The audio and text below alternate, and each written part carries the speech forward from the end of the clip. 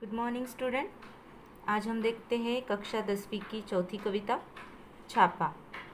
इस कविता के कवि है ओम प्रकाश आदित्य। इनका परिचय हम जान लेते हैं थोड़ा सा। इनका जन्म हुआ है 1937 गुरुग्राम हरियाणा में। मृत्यु हो चुकी है 2009 में।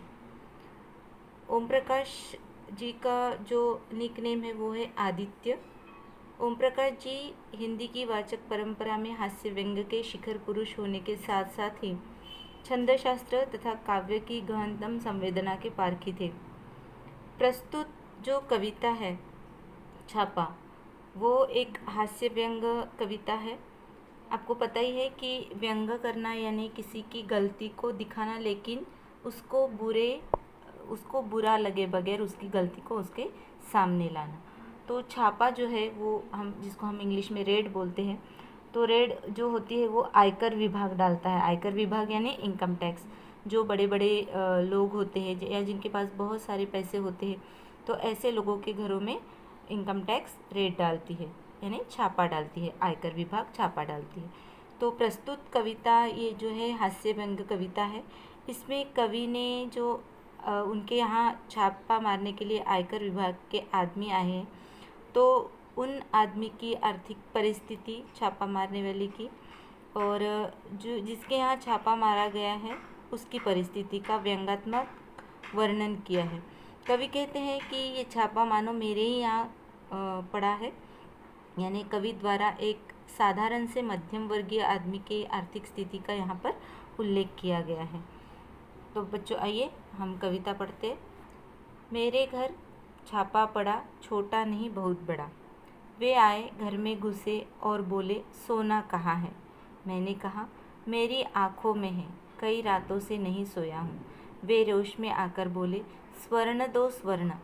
मैंने जोश में आकर कहा, सुवर्ण मैंने अपने काव्य में बिखेरे हैं, उन्हें कैसे दे दूँ? अब देखिए यहाँ पर हर एक शब्द का दूसरा अर्थ निकलता है। हम देखते हैं उसके दो अर्थ। यहाँ पर छापामारों ने यानी आयकर विभाग के आदमियों ने कवि के यहाँ छापा मारा है और छापा मारते ही उन्होंने कवि से पूछा है कि सोना कहाँ है। सोना यानी स्वर्ण, गोल्ड। तो लेखक कहते हैं कवि कहते हैं कि मेरे यहाँ गोल्ड नहीं है, मेरे यहाँ सोना नहीं है, क्योंकि मैं भी कई रातों से सोया नहीं हूँ। तो आयकर विभाग के प्रमुख सोना मांगते हैं, गोल्ड मांगते हैं, और कवि कहते हैं कि मैं रात को सोया नहीं हूँ, मैंने निद्रा नहीं ली है। तो एक तरह से यहाँ पर व्यंग्य होता है और हास्य भी निर्माण होता है। तो वो कुछ कहना चाहते हैं और कवि इसका उत्तर कुछ और देते हैं। तो आयकर विभाग के जो प्रमुख होते हैं, लोग होते हैं, वो कहते हैं कि स्वर्ण दो स्वर्ण, यानी हमें सोना चाहिए। तुम्हारे यहाँ पर छापा पड़ा है और हमें पता चला है कि तुम्हारी कमाई से ज़्यादा तुम धन इकट्ठा करते हो, तुम्हारे यहाँ ज़्यादा पैसा है, तो तुमने इन पैसों से स्वर्ण खरीदा है, सोना खरीदा है, सोने के बहुत सारे गहने खरीदे हैं। तब कवि जोश में आकर कहते हैं कि मेरे काव्य में स्वर्ण बिखेरा है, यानी मैंने जो लिखा है वो ही स्वर्ण रुपये, वो ही सोने सा है, तो उनको मैं कैसे दे दूँ? वे झुंझलाकर बोले, तुम समझे नहीं, हमें तुम्हारा अनधिकृत रूप से अर्जित अर्थ चाहिए। अब यहाँ पर अर्थ यानी पैसा होता है, अर्जित यानी कमाया हुआ, अनधिकृत यानी जो मान्य नहीं है, अमान्य जिसको हम बोलते हैं, या गैर कानूनी जिसको हम बोलते हैं।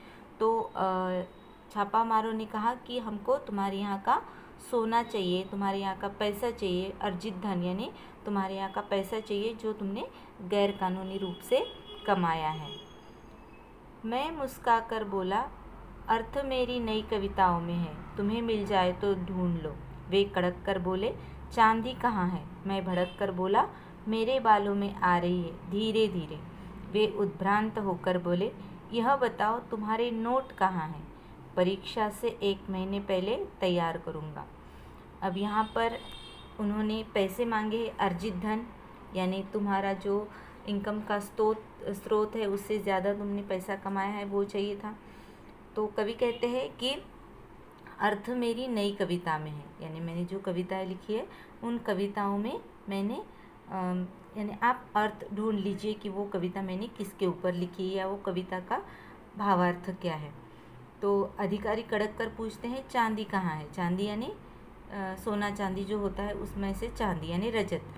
तो कवि भड़क कर बोले मेरे बालों में आ रही है। मेरे बालों में आ रही है यानी मेरे बाल धीरे धीरे सफ़ेद हो रहे। चांदी जिस तरह से सफ़ेद होती है ना, तो मेरे बाल धीरे धीरे सफ़ेद हो रहे यानी मेरे बालों में अब चांदी आ गई। वे उद्भ्रांत होकर बोले, उद्भ्रांत यानी चिढ़कर।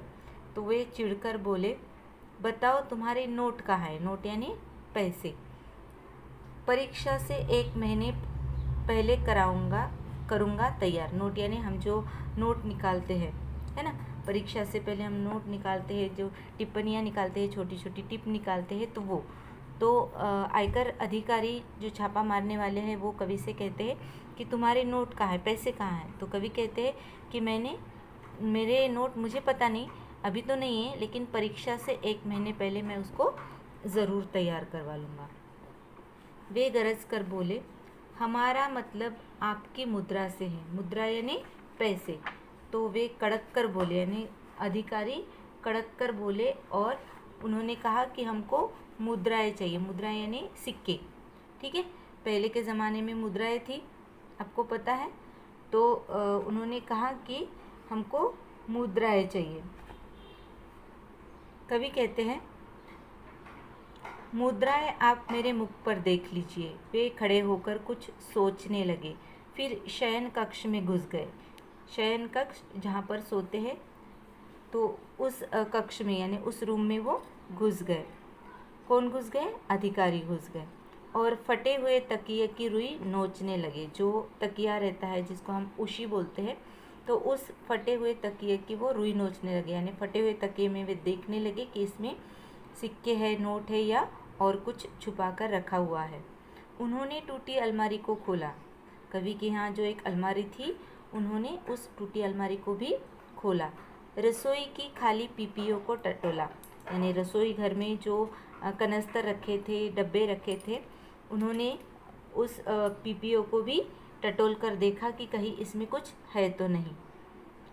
बच्चों की गुल्लक तक देख डाली। अब बच्चों की गुल्लक में कितने पैसे होते हैं? सिक्के ही होते हैं आमतौर पर। छोटे छोटे बच्चों के गुल्लक में बड़े बड़े नोट तो होते नहीं हैं और ना ही गुल्लक में वो कुछ सोना चांदी छुपा कर रखते। लेकिन अधिकारियों ने बच्चों के वो गुल्लक तक देख डाले, पर सब में मिला एक ही तत्व खाली। लेकिन सभी में उनको कुछ भी नहीं लगा। इतना सब कुछ टटोलने के बाद भी उनके हाथ में कुछ भी नहीं लगा। कनस्तर को मटकों को ढूंढ लिया, सब में मिला शून्य ब्रह्मांड। देखकर मेरे घर में ऐसा अरण्य कांड। उनका खिला हुआ चेहरा मुरझा गया।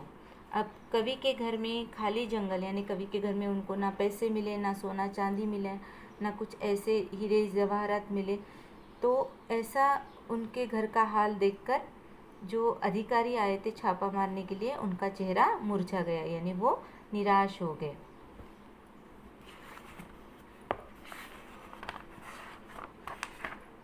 और उसके बीच सूची हृदय में रौद्र की जगह करुण रस समा गया। अब पहले वो बहुत जोश में आए थे, रौद्र रूप यानी बहुत गुस्से में आए थे, और उनके बीच सूची हृदय में यानी उनके हृदय में पहले बहुत गुस्सा था, वो बहुत गुस्से में आए थे। लेकिन इस रौद्र रूप की जगह यानी गुस्से वाले रूप की जगह उनके मन में अब करुण रस समाया यानी उनको कवि की दया आ गई। वे बोले क्षमा कीजिए, हमें किसी ने गलत सूचना दे दी। अपनी असफलता पर वे मन ही मन पछताने लगे। अब उन लोगों ने कवि से क्षमा मांगी और कहने लगे कि हमको शायद किसी ने गलत सूचना दी कि आपके यहाँ आय से ज़्यादा पैसे है यानी आपकी कमाई से ज़्यादा पैसे है, तो ये हमको गलत सूचना मिल गई। सिर झुकाकर वापस जाने लगे। मैंने उन्हें रोककर कहा ठहरिए। वे लोग अपने किए पर पछताने लगे, शर्मिंदा हो गए थे और फिर सिर झुकाकर वो लोग जाने लगे। तो कवि कहते हैं कि मैंने उनको रुकाया और कहा ठहरिए। सिर मत धुनिए, मेरी एक बात सुनिए। मेरे घर में अधिक धन होता तो आप ले जाते। अब जब मेरे घर में बिल्कुल धन नहीं है तो आप मुझे कुछ देकर क्यों नहीं जाते? उनके घर में सोने चांदी के पलंग और सोफे हैं, उन्हें आप निकलवा देते हैं। बहुत अच्छी बात है, निकलवा लीजिए, पर जिनके घर में बैठने को कुछ भी नहीं, उनके यहाँ कम से कम एक तख्त तो डलवा दीजिए। अब कवि कहते हैं कि जैसे वो लोग पछता कर जाने लगे तो मैंने उनको रोका और कहा कि सुनिए, जिस घर में आप छापा मारते हैं, जिस घर में आप रेड डालते हैं, तो उस घर में जो अधिक पैसा होता है या कमाई से ज़्यादा, स्रोत से ज़्यादा उनके यहाँ जो कमाई मिलती है, पैसा मिलता है, धन मिलता है, तो उनको आप लेकर जाते हैं। लेकिन मेरे यहाँ आपको कुछ भी नहीं मिला है, मेरे यहाँ छापा डालने पर कुछ भी नहीं मिला है, तो ऐसे समय में आपको मुझे कुछ देना चाहिए, क्योंकि मैं बिल्कुल निर्धन हूँ, मेरे यहाँ धन नहीं है, तो आपको मुझे कुछ धन देना चाहिए। आप मेरे यहाँ ऐसा धन देकर क्यों नहीं जाते? जिनके यहाँ सोने चांदी की बहुत सारी मूल्यवान चीज़ें होती है, पलंग पर और बिस्तर में पैसे ठूसे जाते हैं, छुप छुप कर उसमें पैसे रखे जाते हैं, तो उनको आप निकाल लेते हैं, ये बहुत अच्छी बात है। लेकिन मेरे यहाँ ऐसी कोई सुविधा नहीं है कि मेरे यहाँ बिस्तर नहीं है, मेरे यहाँ पलंग नहीं है, सोने चांदी की गहनों की तो बात ही छोड़ दीजिए, लेकिन मेरे यहाँ कुछ भी नहीं है। तो ऐसे समय में आप मुझे मेरे यहाँ बैठने के लिए कुछ डाल दीजिए, तख्त डाल दीजिए, यानी एक पार्टी जिसको हम बोलते हैं, तो कम से कम मेरे घर में एक पार्टी तो डाल ही दीजिए। यानी मेरे यहाँ पलंग नहीं, सोफ़ा नहीं है, तो ऐसे समय में आप घर में बैठने के लिए एक पार्टी, एक तख्त डलवा दीजिए। तो हमने ये हास्य कविता सुनी है, देखी है। छापा यह जो कविता है सामान्य आदमी की आर्थिक स्थिति के सामने, समाज के सामने प्रस्तुत किया है कि सामान्य आदमी की आर्थिक स्थिति कैसी होती है। तो बच्चों, उम्मीद है आपको यह कविता पसंद आई होगी।